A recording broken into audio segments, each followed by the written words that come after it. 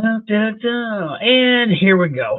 Hey, welcome once again. It's your host, Maynard here, for the podcast Gears of Trust. Today's date of this recording is the 23rd of March, the day that Mr. Carney's called an election. Oh, wow. And I'm still on the election bandwagon. Want to remind everybody, guess what? It's available on Amazon, Onward Buttercups, and it's a layman's guide to build a team that can get shit done. So if you hate going to work every day, there's a reason for that. You know what? I bet you some of the answers to your reason to hate going to work are in that book. And I'm building a course based off of that, and that'll be released later in 25. Update to the channel. How is Gears of Trust doing? Well, we're sitting at YouTube subscribers, 1,430. Instagram, we have 2,705 following us now. And on TikTok, we have 2,439 followers on TikTok. One of my posts on TikTok the other day, I attempted to promote it, and TikTok shut it down, wouldn't give me a promotion on it. Tried to promote the TikTok. And right now, that stands at 20,300 views. So they tried to shut me down at 9,000, and it went organic from there to 20,000. So that's really, really, really cool. Today, my guest and a co-host, I guess, is a friend of mine, Cory Parsons. He's right in studio. So he's the first guy that's ever been in studio with me. If you've noticed, every other episode's always been with phones. Episode 19 is what we're recording today. Cory, welcome aboard. Thank you, man. Thank you very much. So I'm giving Cory an autographed signature, signed copy of Onward Buttercups. And you know what? I got a stash of a little bit of bling.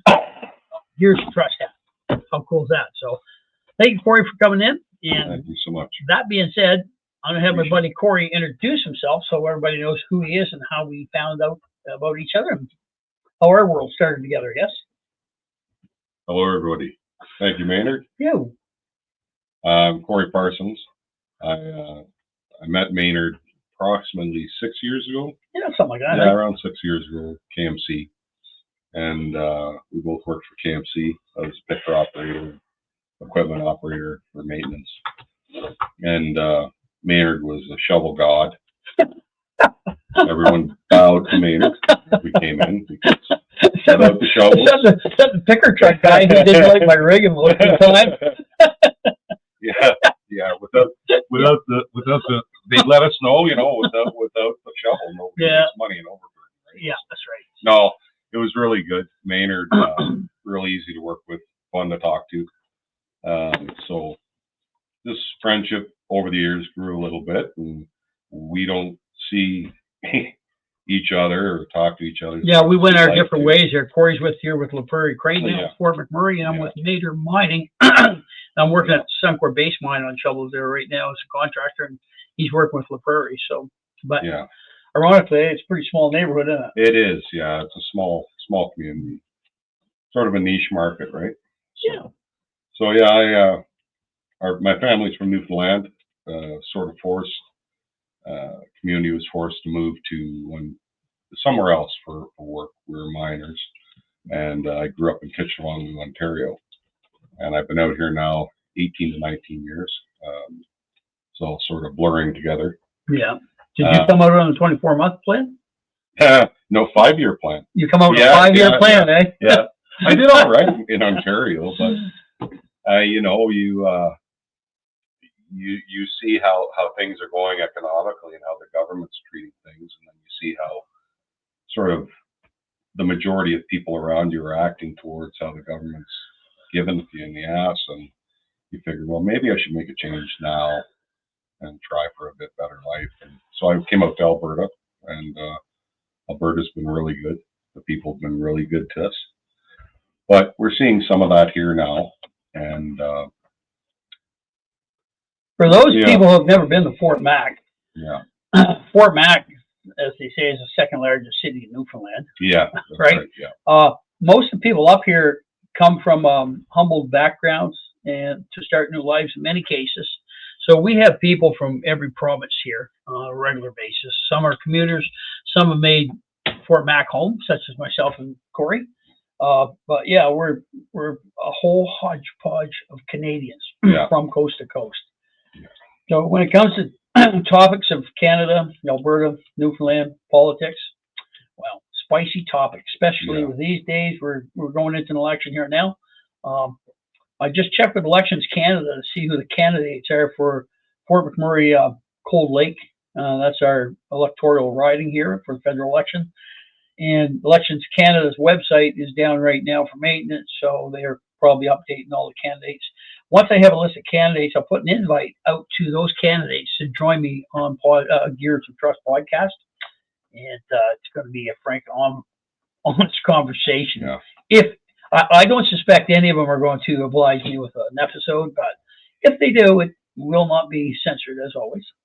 That being said, that's what we're talking about today. And the title of this episode is Alberta on the Edge, and that's a political chat with my buddy Cory Parsons. So, Cory,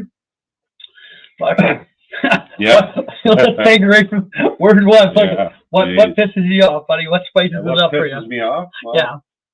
How people can be so blind and allow the government to rape them over and over again. And then they have a crisis.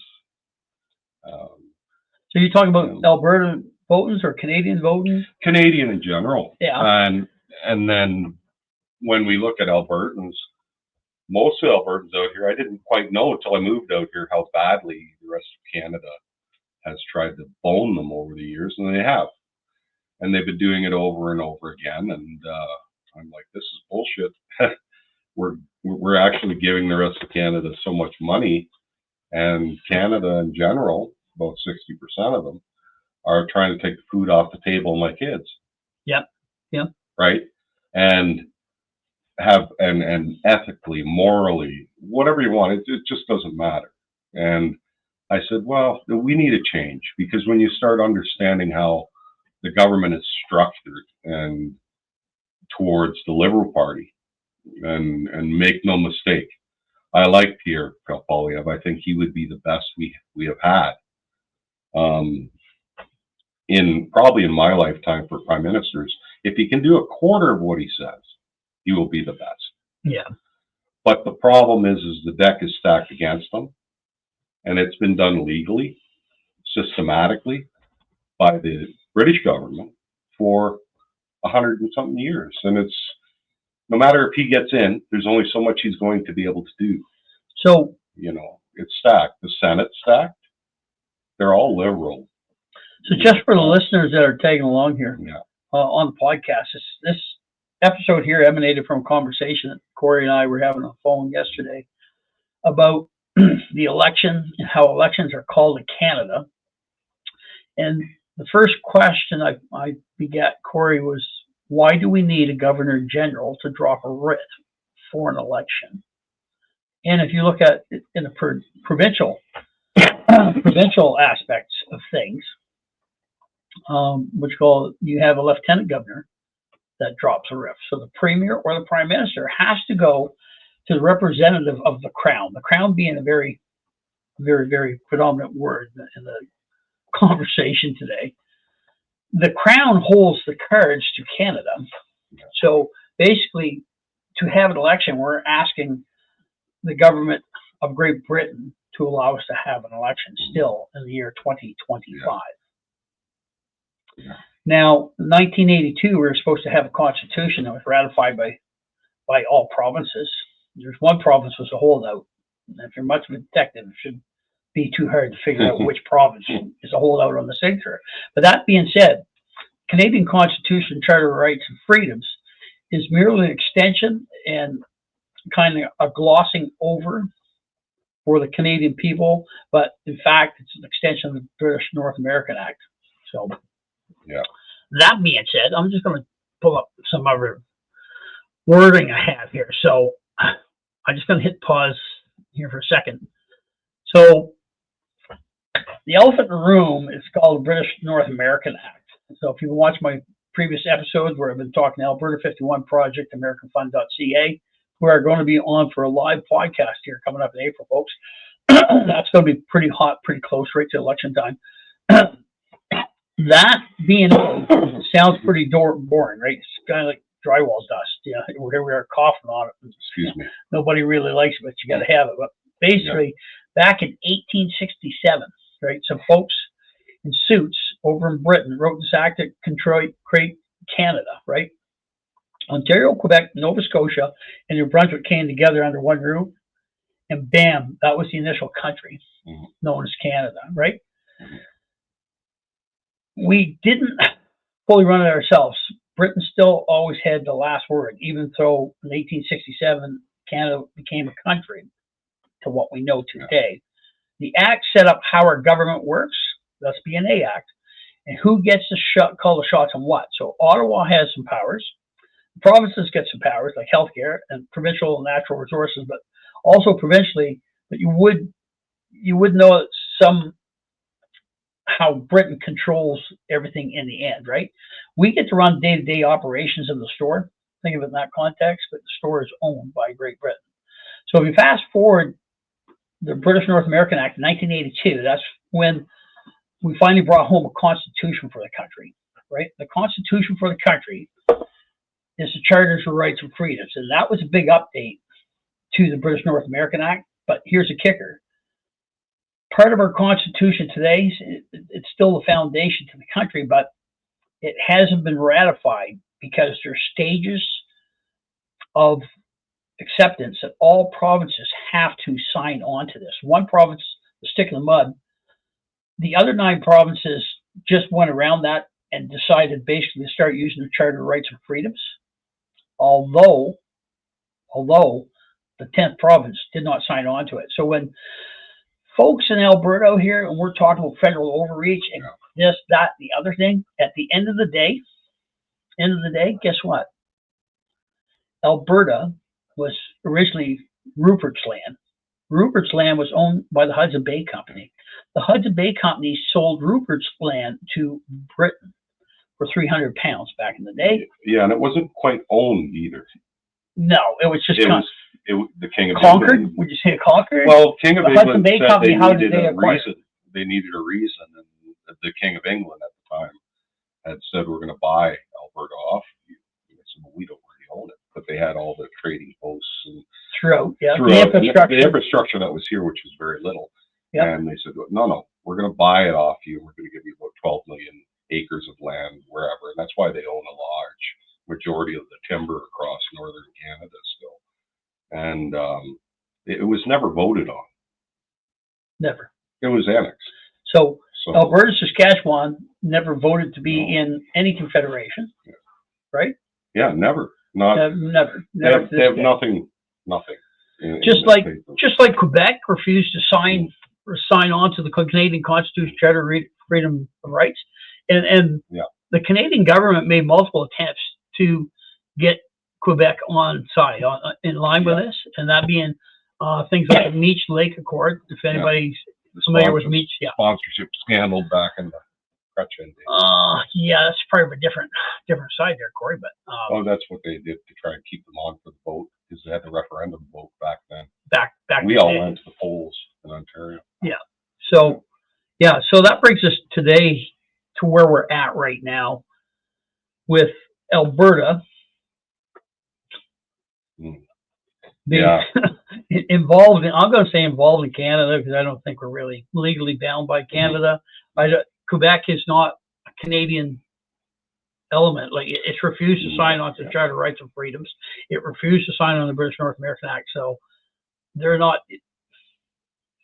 a step kid. What the hell would you call them? We're not unified in any real sense of the term, either the virtue signaling. Yeah. With Alberta, hats off to Danielle Smith. She's the first premier that has actually forced the Alberta Act against the federal government the way she has, and brought it out publicly. Yeah. And you see all the entitled corporations and people and the libtards and stuff, they're all attacking her at the beginning. You're a separatist. This was something that was always there. The premiers could have protected the Albertans in the past, all the good premiers that they had in the past. You're wondering how much involved and how corrupt they were as well, because she's using something that already existed. to protect us. And she's doing well, but she can only do so much. So my hat's off to her for that. But we're in a system we can't win. I do believe we need to change. Yeah. We do need to change. We're not going to change the Canadian government with one vote. No. You know. So let's play to that now. So let's say April 28th we have a new prime minister, and that prime minister is Pierre Poilievre, right? Regardless of what the polls say. So what do you foresee for his future? Well, they're handing what do you think? Handing him a pile of shit that's gone off. Like they're handing him such a horrible system that he could be in. We're at war with the U.S. for no reason of our own. Most of it is because we haven't been doing our part. Let's be serious about this. They're acting like the tariffs that Trump is putting on us are the ones that's really hurting us. We had a government that was telling us, that we're all going to die of this infection and flu and everything. They imposed all these things on us. Integrity, and they ignored all the people dying of overdoses and the increases and like we've done this coast to coast, and we've been hammering down anybody with different ideas. People aren't going to stand together.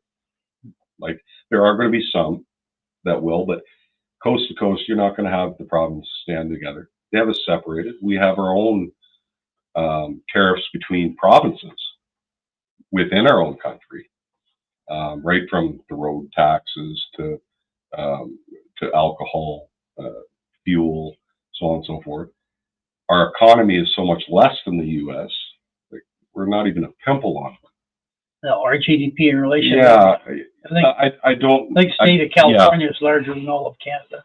These things you're hearing online, Doug Ford, one of the biggest fools you've ever seen. I mean, he picks a fight, or he's going to defeat Trump. Yeah, okay? He's going to defeat him. So orange man bad. People orange man bad. Him, I say, we're going to put tariffs on your energy. So a critical thing in the wintertime he's going to do to 1 million Americans. You think, that's good. Yeah. Well, if you don't have you don't take 10 minutes and figure out what they actually can do. The U.S. supplies 80 to 95 or 96% of all the diesel and gasoline in Ontario. Yeah. So it's a matter of turning the tap off. Yeah. They don't have a 6-month supply anywhere in Ontario. And 48 hours later, you can't buy gas or diesel. Yeah. So in the real world, that means shoot themselves in the foot. You shut everything down, right? In the magical world, woke world, you'll just wave a wand. That's probably why he got pulled down to the United States right after he made that statement. And all of a sudden, next thing you know, he's dealing with the United States federal government on a couple topics to come back, and then he's eating crow pretty quick, eh? They've walked us into this fight. They've lied to us so badly for the years. They overtax the people so bad. I don't know what people's kids are going to do about school or secondary schooling. What are they going to do about trying to have a home? It's the simple thing that the Liberal government, if you look at everything, they're going for that exact state for the nobody owns everything and everybody's going to be happy, right? Yeah, you'll own nothing and you'll be happy. Yeah, you own nothing and you'll be happy. So where did that statement emanate from? Where did that come from? What's his name, Mark Schreiber or something? The guy that wrote the book on I believe that was Klaus Schwab. Klaus Schwab's, yeah. So he wrote a book on that. That was the Great Reset. Great Reset, yeah. That's a great Reset. And that, to me, when I first heard it, it's conspiracy or whatever. Well, you dig into it, and they're doing exactly what you have to do to accomplish that. Stop it. We're bankrupt in a country that has the most resources. I've seen some polls stating that we have the richest resources of any country combined. That's what we're doing. But I believe it was Russia has combined richest natural resources, and we were like number 2 or 3. But regardless, we have a very low population. We should be among the richest in the world. Yeah. If there's been all kinds of projected estimates on that. But if Alberta, you're talking Alberta, being an No, in impact Canada in general. on Canada in general. Yeah, Wow, yeah. we are our own worst enemy. Yeah, we are. Right. Yeah. And it's to our own demise. Like, we've allowed them to do this. Yep. We Yep. need to stop. If you're doing something that's hurting you, you should stop. But we have too many people in the country. So enough bitching about that. We've all heard that, I'd say. But for me, that sort of brought me to the reasoning that, yeah, I would actually like to see Alberta become part of the United States, its 51st state. And people think, they'll start saying patriotism. What are you standing for? My question is, if you believe that, what is it that makes you loyal to Canada? Why? And nobody's been able to answer that question either with emotion. Yeah. There's no, our healthcare is better. Our education is better. Healthcare is not better though, man. I mean, our healthcare is paid for very heavily. Yeah. So by income tax, federal tax. We're paying like 50% of our Yeah. income into taxes into a healthcare system Yeah. that's fucked. I think we would be enriched as an Alberta people, unbelievably. There's only a little over 4 million of us. We have an amazing amount of wealth under our feet. So we have negotiating power to join their union. We immediately, and we don't have to do hardly anything for this, we'll keep $700 to $800 billion in our pocket. What do you think we could do with that? And you would immediately be part of the largest economy in the world, by far the largest military in the world. So I don't know. I necessarily wouldn't suggest taking the rest of Canada. I think if that were to come over, it's under that umbrella. I think you have to start cutting some of the cancer out when you have a sick patient, and that has to stop. So I left Ontario area because too many. I mean, there's lots of good people. My mom and sister and everything still lives there, but the majority there are poison. Right? What I've seen consistently from coast to coast, so it's usually when you get down to the grassroots people, they're usually pretty decent. Yes, yeah, they're no different. The people with the power is where the issue is. Yeah, right. It's not so much your fellow Canadian, your fellow Quebecer or whatever, but it's the people who guide those people. Exactly. Yeah. But some of them drink the Kool-Aid too much, and they'll throw the baby out with the bathwater, and that's what they're doing by voting people like Trudeau. I couldn't comprehend or understand. He got in 2015, buddy, just because he made pot. Yeah, he made weed free. Recreational. Yeah, recreational dope, man, and he made that free, and I mean, I don't care about dope. You can have it if you want it. I don't want it, but we've got 1,400 fentanyl labs in Canada, man. Yeah, we got dope. Yeah, like to base my kids eating and the future of my family and neighbors. Yeah, So I would like us to see basically get back to a situation where we had an extra bit of money in the bank, less bullshit, woke, DEI, quality outcome systems, and have more realistic systems so that we would have more money to support our neighbors, our friends. Cory, do you think there's a Canadian dream that lives or what? No. Was there ever a Canadian dream? I think so. I think the 80s,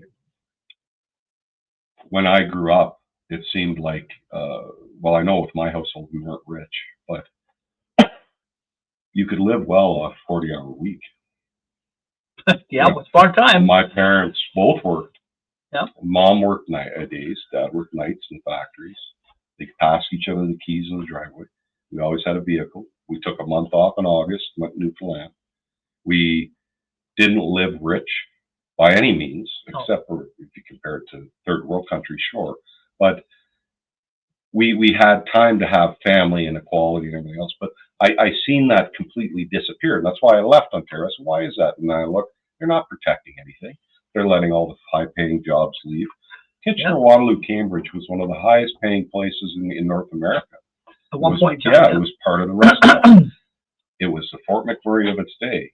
Most of my relatives went there because they weren't making any money out here. Well, that's why people migrate for a better life. Yes, For a better life. they went in there, they built, they had good lives and everything, and there wasn't anybody crying like they are at you now, saying you have to raise your kids this way, you have to look at this, ridiculous things, and not say anything about them. And that is so poisoned through the whole system now. You can't go into most of the areas in Ontario, in the cities, the urban areas. The rural areas are still a lot more sensible. Yeah. And have a conversation where you say, well, I don't agree with this. As soon as you do that, they attack you. Yeah. Get ready for a fist fight, right? Or a slap fest or whatever. But their side of the conversation is what? They're believing in I guess Have you been lazy is about the easiest way to explain it, because you can be a victim. You don't have to be responsible. Yeah. You don't have to learn the truth if it's inconvenient to what you believe. And things can just be magical, as long as they pertain that everyone agrees with you. Yeah. Right. You are a victim. Yep. And everybody owes you something. And if you want to call yourself a fucking tree, you're a tree. And then are you talking about the alphabet gang? yeah. You're talking about the alphabet gang? Yeah, it's like nonsense. And then I've got 2 little girls, and I'm thinking, so they have to go to school in this garbage. Yeah. And I got to tell them, hey, you got to listen to your teachers. You got to learn from them. And then they say, well, my parents think that equality of outcome, or my teachers think quality of outcome is the way it should be, and everybody gets a ribbon. But then I have to say to them, well, listen to them about this stuff, but they're complete morons about this stuff. Yeah. You have to be hypocritical, right? So I just see the whole system start over. So I like the how way old are your girls right now? Right now I have 2 girls. They're 9 and 11. 9 and 11. So and do they have to go to the library to see Queens on parade or whatever? They wouldn't be going to school.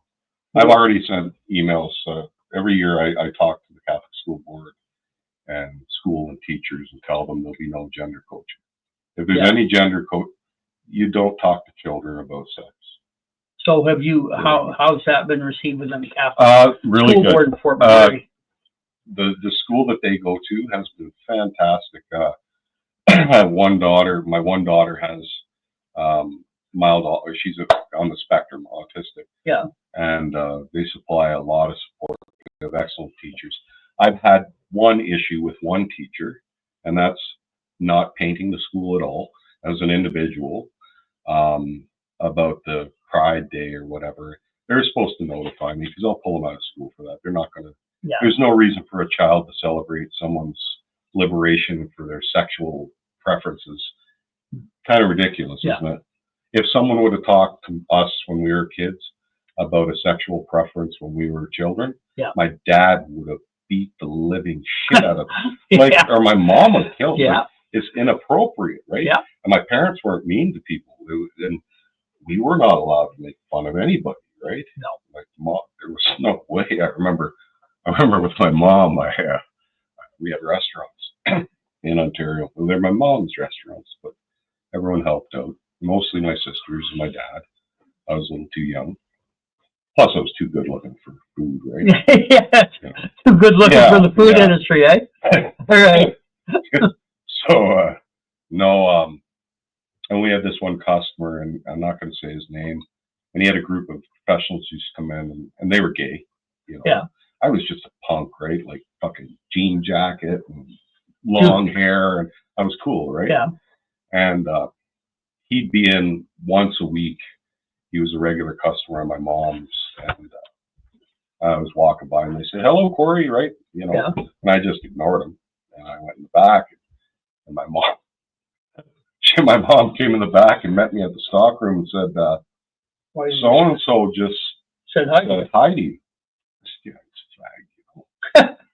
I'm talking to him. Keep in mind now, I was 15, 16, right? Yeah, that's right. We're talking last She century, looked at people. me, and she basically said, he never told you to commit a sexual, I'm not going to say what she said. Yeah. The sexual act, he never said, he said hello, and she just, if you don't get out there and apologize, and she made me, well, sorry, Jeff, that's the way we were brought up. Yeah. We weren't allowed to make fun of it. Yeah. So, but they also were telling my mom that, they could have taken kids away and had mutilation, operations on them. Right. And so we've allowed so much of that poison into our government, and there's far too many people with that ideology and that sickness. Yeah, that's entrenched. In Eastern Canada. Entrenched too. Yeah, Eastern Canada more so. Yeah. I see. So I would like to see Alberta go first. We have that everywhere, right? We're going to have this. I call it mental illness everywhere. I'd like to see them go first, and maybe the rest of Canada piecemeal coming after. But I don't think it would be a good plan just to make it one big state, because you're we would actually be a country within a country. We're a republic. People don't understand that. Americans are a republic. We are not a republic. No, if we became 51st state, we would be in the republic. And so if we came in as Canada, it could still be called Canada. You know what I mean? Like it's a label, whatever they're going to use it as a term. So, but I don't think it would work. Would you, Maynard? To bring the whole country in, we're just bringing in the same problem, right? Yeah, absolutely. Yeah, there's just you're importing the same dilemma that we're into right now. Right? Yeah, it doesn't make sense. For the rest of Canada to want to tag along with Alberta, that tells me one thing right there, Cory, is that they're not that happy with the way things are. That's why they want to tag along with Alberta. I guess why Alberta wants to tag along with I'll put it right down to it. Mm. Reason a lot of the driving force behind Alberta and Albertans wanting to get into the 51st state is actually Orange Man. So for those guys with Trump derangement syndrome, what appeals mostly to me is he's not debonair, he's not suave, he's not refined by any state of imagination. He's a New York real estate man. We're not like that. No, but you know what he's doing? Talk. He's cutting the pus and the disease out of the United States of America. You know what? You might hate tariffs and all this bullshit. He is standing up for the United States like fucking nobody has ever stood up for the United States. And we're about 25% tariffs, people. Guess what? Yeah. April 1st, we get another 20% on fucking carbon tax coming in, folks. And let's be real. 20%? Well, it's 25% to 20%. Yeah, and nobody is giving the U.S. credit for what they have been for in the past 60 years, 70 years. Who gives the most to any disaster? And the fastest, and they've made mistakes, of course.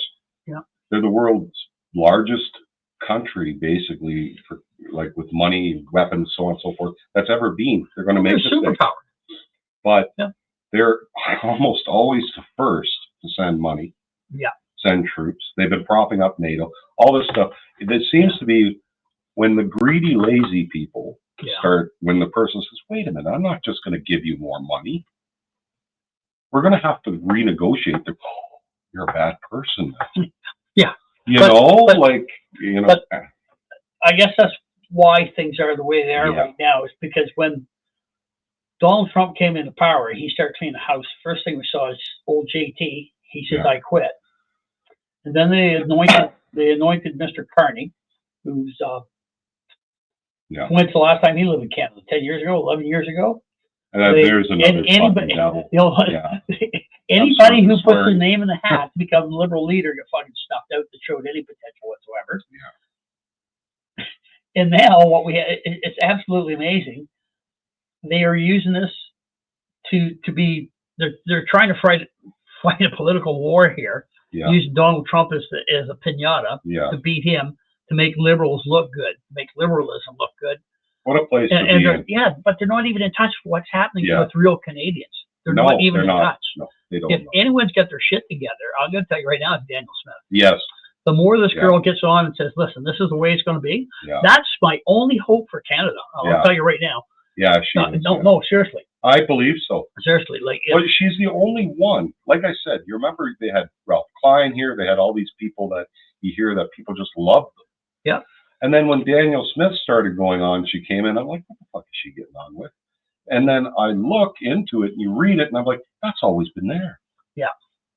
You had a defense lawyer to defend your people in Alberta, and you haven't been using them. Yeah. Yeah. It didn't just exist. Because there's a hierarchy in behind the scenes. Exactly. Even I don't think she belongs to you. Yeah, I don't believe she belongs to. She is more so the Donald Trump of Canada than Pierre Poilievre. Pierre Poilievre, I predict right now, he'll get in there and he'll try to oblige Daniel Smith. But here's reality: in 4 years' time, he needs to get reelected. He needs to get reelected. And guess whose ass he has to kiss? That's right. He's got to kiss Ontario's ass, and he's got to kiss Quebec's ass. So Yeah. Canadians traditionally vote with a fucking mind of a 2-year-old. Yeah. Whoever they're mad at that day, Yeah. you're getting fired. They don't care who they hire. You're just fucking That's getting fired. exactly what I was thinking. I was thinking about, on the other side, these attacks that we have, right? Yeah. So you see when they attack a conservative. Yeah. The back ads, yeah. So I always say, like, if you want to pick a party, just take the past 4 decades. Yeah. Find the scandals and illegal actions, add them up, and then weigh them against each other. Yeah. And you do that. Liberal, right? Yeah. So they come on with something with conservative, like a $16 fucking coffee or something that one person got fired. And the CBC runs with it. And the CBC is getting paid by the Liberal Party, like $1.4 billion a year. And like I said in Chat GPT in my last episode, if I pay a whore $1.4 billion per year, will she do what I want her to? No, absolutely.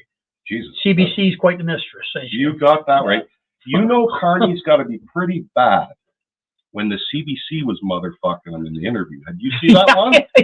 Because the CBC was asking him questions, and if you look at that guy's face, he's the typical rich, arrogant guy that looks at you like, you peasant. Yeah. What do you think gives you the right, you're the janitor, ask me any questions? Yeah. And you just look at his face. I was talking to my mom about that last night.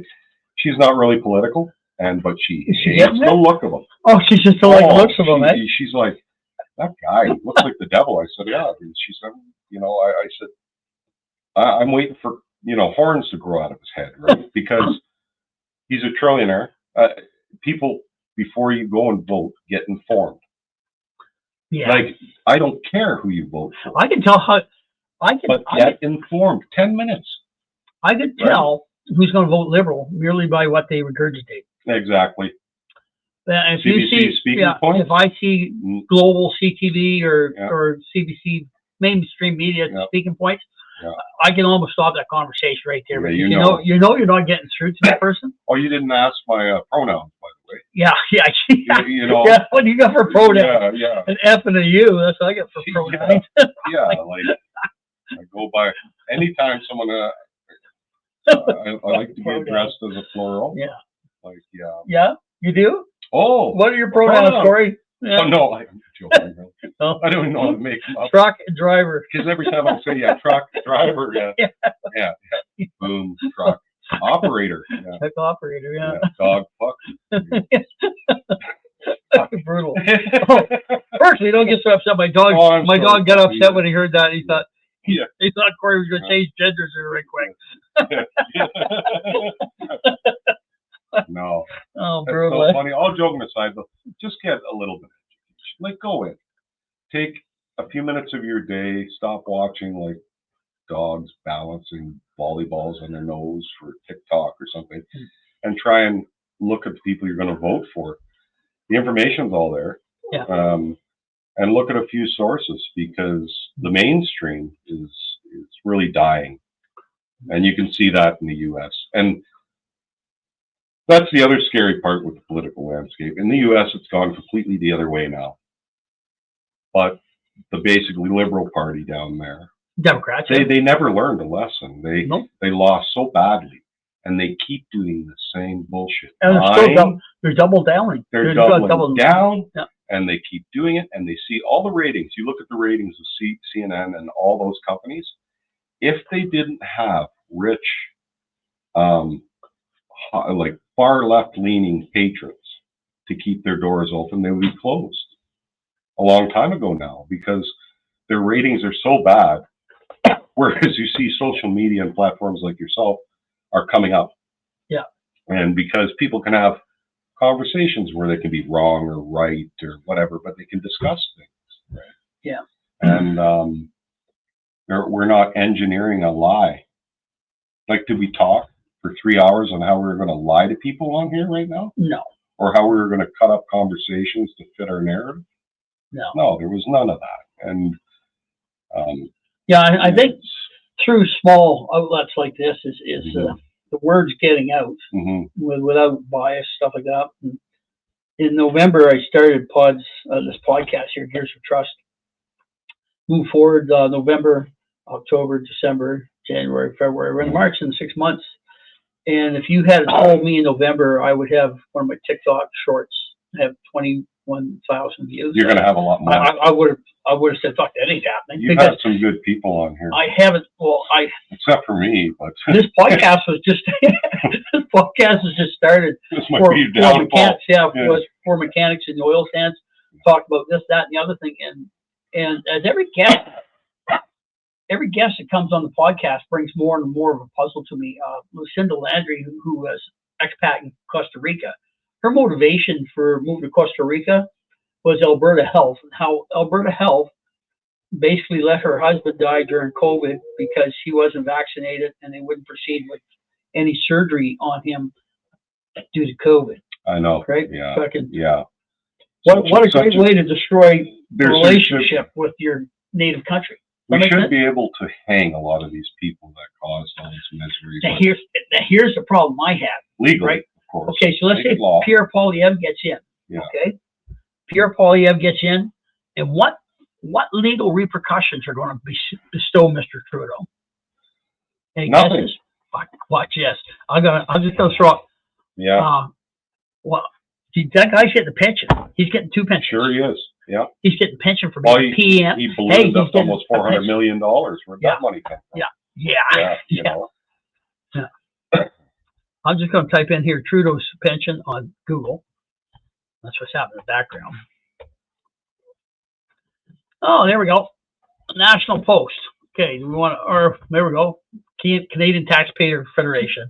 Those guys are pretty honest, I'm going to say. It doesn't matter. Toronto Sun's reported it too. Trudeau could earn up to $8.4 million from 2 pensions. Right? He's got such a punch face. Yeah. So how do you rape your fucking country, destroy its culture, turn it upside down, drive it to its knees, facing poverty, and get an $8.4 million pension? Right? The RCMP will not investigate him. That tells you there's something wrong with the whole mechanism there. Exactly. Right? That's not the first. Like, how many of them has he done? I see. They won't investigate him on. My little dog's here making lots of noise, folks. Bert, go see Mom, buddy. He's got a cookie. No, just a treat. Oh. Here, watch this, honey.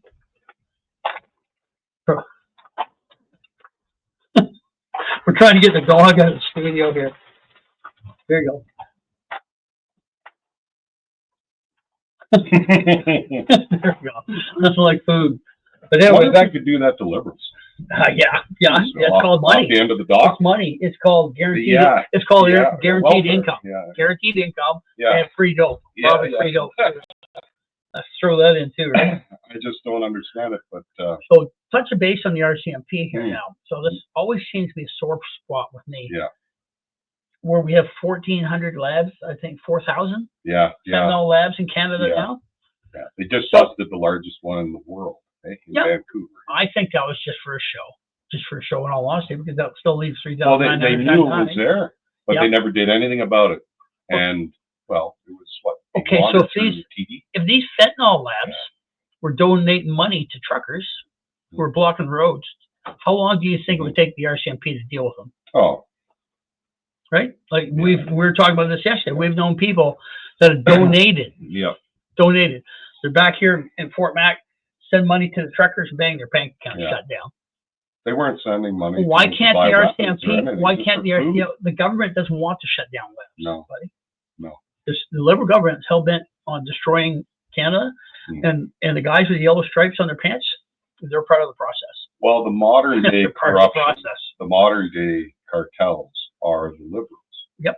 And not the common people, but worldwide. If you look at the governments that have the worst corruption, institutions, they're sort of, they're left leaning and they're for fun for everybody, and one could smile and yet be a villain, isn't it? And that's what they're doing, and they're stealing from people, and filtering it down to their people. Did you see the report that the Trudeau government has deleted all the files for the money they've sent overseas? Yeah.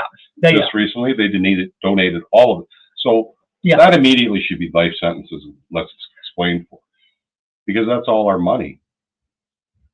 Where does high treason fall into this, though? Right? Yeah. Because when I joined the Navy back in '78, that's how old I am, folks. Yeah. We had 7 rules or laws to follow. We had Criminal Code of Canada. We had to abide by ship standing orders, base standing orders, National Defense Act with Queen's regulations and orders. That was number 5. We had Official Secrets Act, and it's the 7th Act that we had to abide by as military people. And treason was one of the precursors in Queen's regulations and orders to where you were subject to execution with high treason. Yeah, and they just still had that act you could do back in that. Well, hey, we're still living under the British North American Act, people. Yeah, but I thought they abolished all that now. Like, Canada did. Yeah, Canada abolished capital punishment back in. Yeah, I don't think it ever should have been abolished. I think. Let me just check up on that here a second. But yeah, you're right. It's we talked about this before, Maynard, the other day. Someone like Trudeau and the people that engineered the COVID response that they gave us all, and they shut down everything else, and denied actual proof and evidence, and denied questions and accountability. How many people lost everything? Their businesses, divorces caused by financial disruptions, suicides, overdoses. Yeah. How much is a life worth? How many people can you destroy before you forfeited your home? Well, that's my question, right? Because that's what they did to a lot of people. Yeah, absolutely. And they're criminals. As far as I'm concerned, to jail, right? As far as I'm concerned, that the Liberal government of Canada over the last 10 years are responsible for genocide of the Canadian public. They are. And they've done it with the follow-on mechanisms, right? Mm-hmm. So the mechanisms, one mechanism that's right in front of your face is MAID, okay? Yeah. So MAID was legislated and created in 2016. Ironically, Mr. Trudeau came into power in 2015. In 2016, how many people do you think were participants in the MAID program and are no longer here? So I'm going to call them participants because we know how heavily social media is censored in Ottawa. So participants of the program in 2016 was 1,018. Can you get your phone there, Cory? Yes. You want to play a calculator game with me, buddy? Sure. Cory's going to add up the numbers as we go here. That's numbers, right? Yeah. So participants in the MAID program, 2016? Yeah, ready for it? 2016. 1,018. Yeah. 2017? Yeah. 2,838 people were participants in this program. 2018. You just want me to add them all up? Yeah. 4,493. I'll add them all up here while you're talking. Okay. Oh, you're adding in the background? Yeah. 2019, 5,665. 2020, 7,611 people were participants in the MAID program. And if you're a veteran and you call Veteran Affairs with problems, medical problems, the Canadian people or the Canadian government does not want to partake in your problems. And a lot of times you get recommended the MAID system. That cures a lot of problems. 2021, 10,092 people. 2022, 13,241 people. 2023, 15,343 people were participants in the MAID program. What's that give us for a total, Cory? I'm going through this now here. Cory's punching it all together. Yeah, might have it absolutely wrong here. So it looks like there's no possible way that could have gone up to 100. 1 second here, man. No. I'll grab my calculator to see how fast Grampy is with the calculator. But yeah, I got, don't know if I have opposable thumbs here. Yeah, that's better. Hold on, I got it here. You got it there? Yeah. I just, there. Yeah, 60,295 people. Does that sound right? Yeah, sounds about right. 60. Yeah, it might be off by a few digits, a few small digits. Take those numbers. You can Google these numbers. Yeah. The MAID provisions, the annual numbers for the government of Canada. And that's to the end of 2023. We're not talking 2024. Now, to put that into context, you remember the great big bad genocide, the United Nations genocide, right? You remember that? Remember a place, Rwanda. Rwanda, yeah. How many people do you think were part of that program? So, I remember. I know it wasn't that numbers. That's where I'm pulling it up here right now. That French general got over the awards. The genocide in Rwanda was 8,800. Yeah. In Bosnia genocide, or the Rwanda genocide, from the International Criminal Tribunal, ruled that the intent can be inferred from patterns of atrocities even when not all members of the group were affected. In Bosnia, 1995, killing of 8,000 men and boys was ruled as genocide. So in Bosnia, we take a look and we say, hey, 8,000 men were killed, men and boys were killed. In Canada, it's 60,000 people as part of the process. It's not genocide. But who is held accountable for these programs? And also, too, let's just say that. So this number 60,000. If this was a personal choice, like I said, if it was you or I, if it's me, and I'm going to die of a terminal illness, and there's no hope and everything, I would liken that mechanism. Say, yeah, give me a needle, let me go. Yeah. And I'm not going to be a burden. I know you wouldn't, but euthanasia, and genocide are two different things. Though. How many are they letting go through this program that have a mental illness? Might be depressed for the day, or it might be a financial encumbrance. There's no checks on the and government balances just by we're doing everything right. Yeah, I'm gonna believe you on that. Yeah. Like you had drugs and friggin' vending machines for people. I'm gonna believe that you're doing all these systems right. So no, you're absolutely right. I think there's more than that. There's a lot more than that they don't talk about. And this fentanyl crisis, I'm so sick of hearing about that. I can remember when a member of my family had not enough money to buy diabetes medication. Yeah. And they were setting up safe injection sites. This was back 6 years ago. They were talking about it was all the rage on air. I'm like, what do you mean? This is someone that had no choice and got a disease, and you're not willing to help them out. Yeah. But you're willing to spend millions on someone who's been making bad choices their whole freaking life. And it's a small population. And we assist them in making more bad choices too. Yes. We assist them, just shoot them in the head if that's what you're going to do. That's all you're doing. I mean, there's a small percentage of these people, they'll always come up with the 1%, right? And say, doctors got You can't say shoot anymore, you got to say pew pew. Oh, pew. I'm sorry. Pew pew. Yeah, I'm sorry. I don't know the lingo. But yeah. Anyways, the whole system, that's sort of why, like, we can bitch about all this, these numbers and everything, all till we're blue in the face. We already know it's wrong. But there's no accountability. There's no accountability.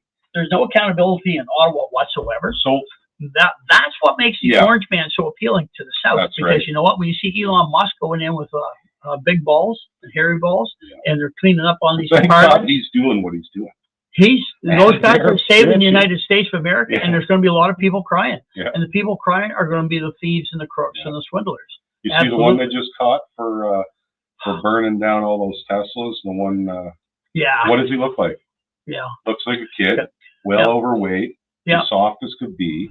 Looks probably like out of his parents' basement. Looks like a gamer. Never, never had probably a hardship of jobs, like a real hardship. Yeah, he's programmed. You just look at him; he's a program woke kid. Yeah, program woke. Yeah. These are the type of people, are the cancer, right? And that's why I said, like, if you've seen Pierre get in, I really like Pierre. I honestly do. I've watching him for years. He's screwed in 4 years.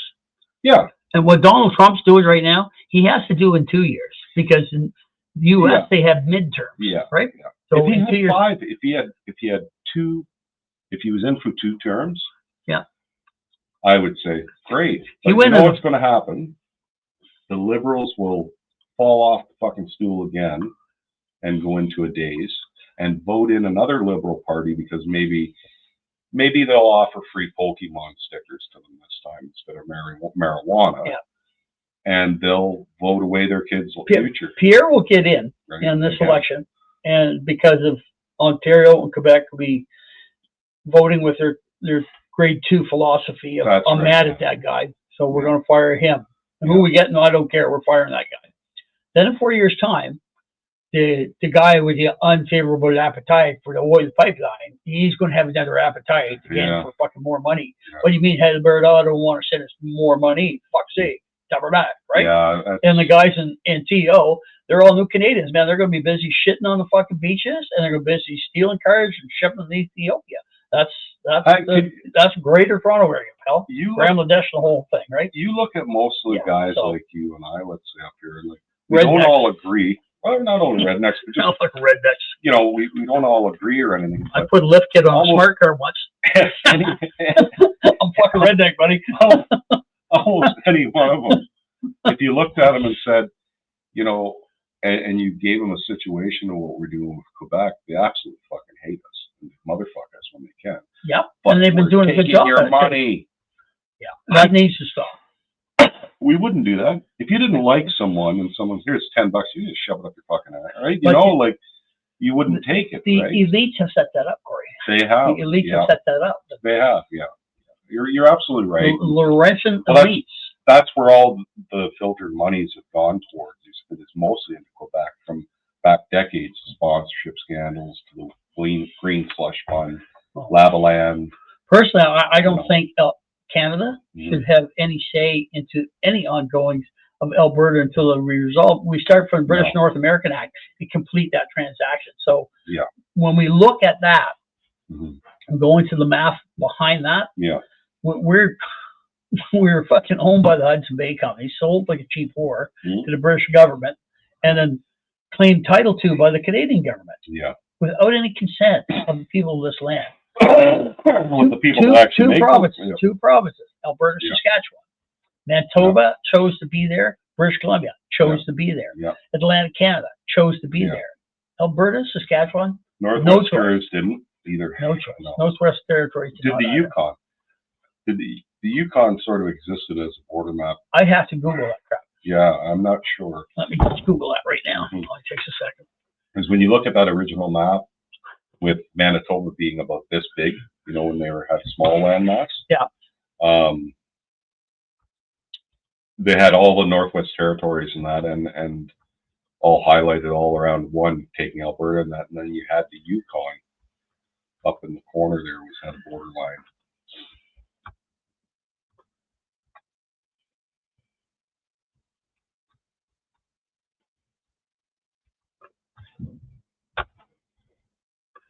Okay.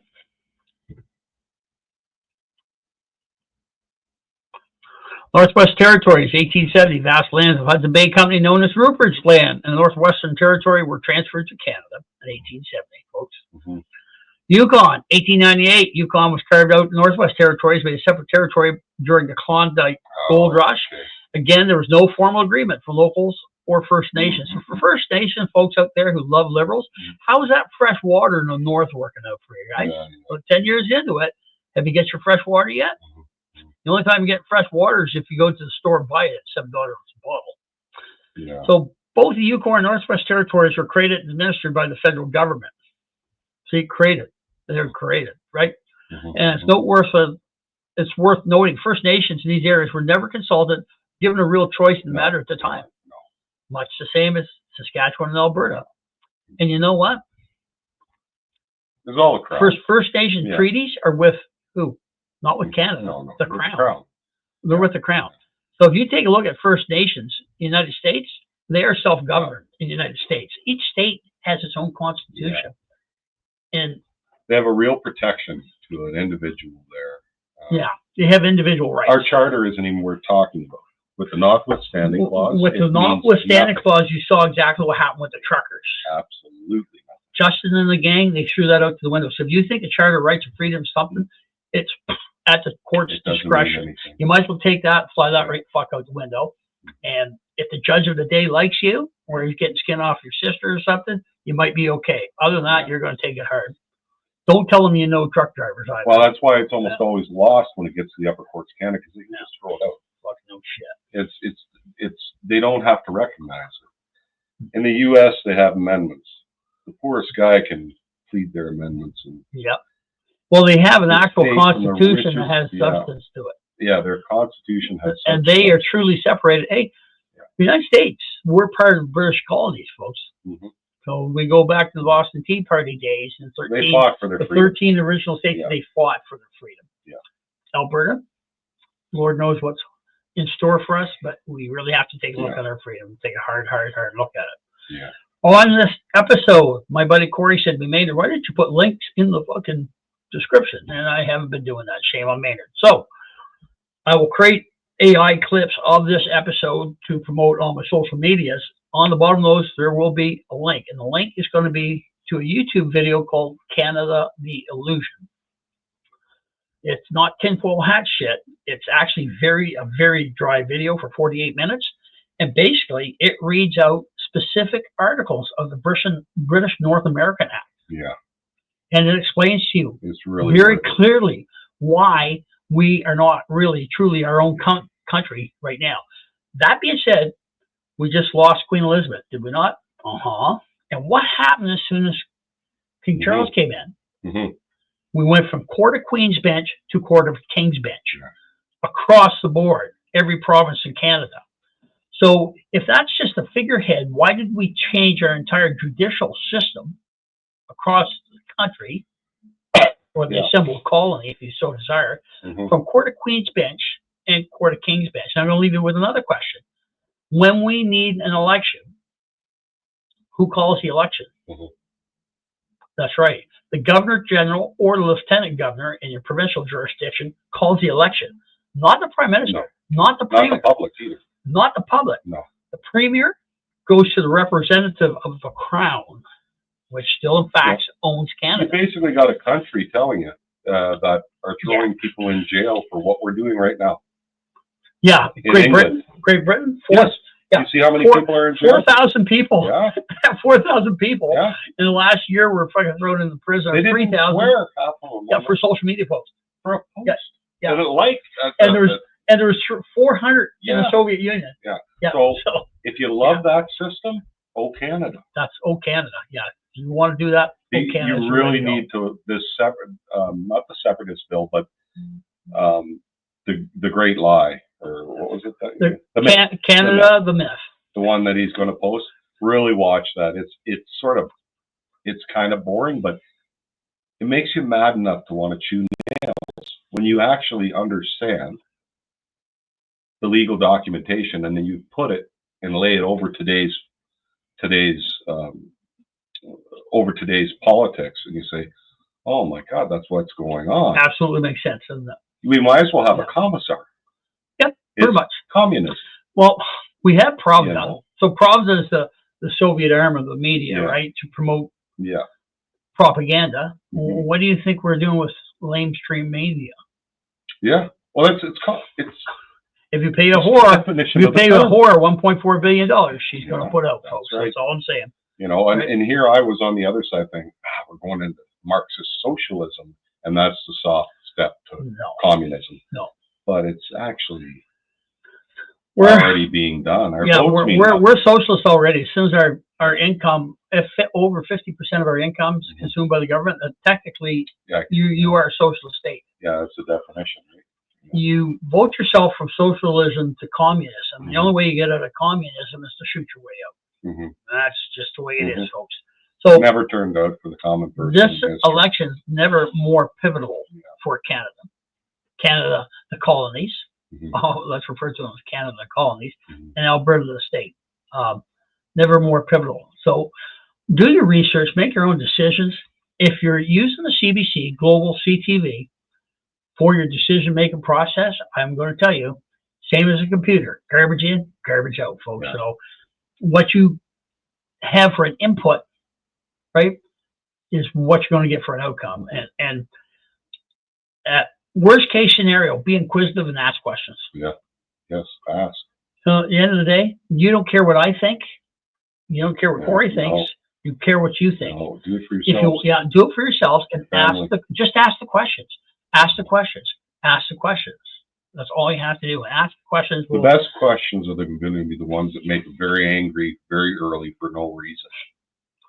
Those are the best. When people get angry, and you see in my books, upcoming books and stuff, when people get angry, and they communicate to me with anger, I love that because it means you're emotionally engaged in the subject that we're talking about, right? Mhm. So if you feel that anger welling up inside, guess what?